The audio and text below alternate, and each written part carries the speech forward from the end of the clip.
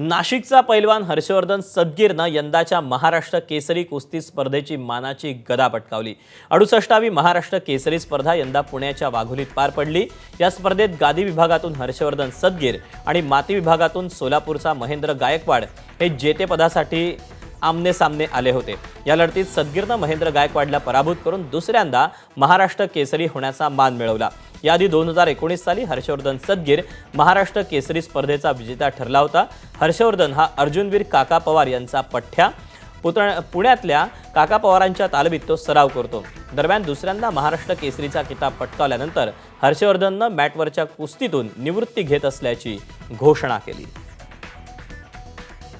महाराष्ट्र केसरीचा मानकरी महाराष्ट्राला मिळाला श्री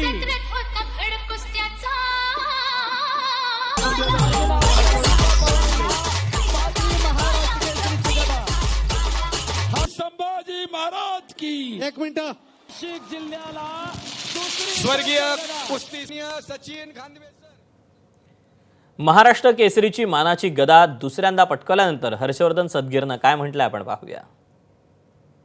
डबल महाराष्ट्र केसरी हर्षवर्धन आपल्या सोबत आहे। हर्षवर्धन, काय सांगायचंय, आज हा मोठा दिवस आहे तुझ्यासाठी? खरं तर मी 2019-20ला महाराष्ट्र केसरी झालो होतो। माझं स्वप्न पूर्ण झालं होतं, पण मी अशा परिस्थितीतून आलोय। मला एक सरकारकडून गरज होती शासकीय नोकरीची, ती नोकरी शासनाने मला दिली नाही। मला दुःख होतं की मला संपल्यामध्ये जमा केलं होतं, पैलवान नाही म्हणून जमा केलं होतं काही लोकांनी। मी आज काका पवारांच्या तालमीसाठी मी हिमतीने करून दाखवला आणि आज खुशीमध्ये मी आज माझ्या मॅचच्या कुस्तीची रिटायरमेंट घेतली। एबीपी माझा, उघडा डोळे बघा नीट।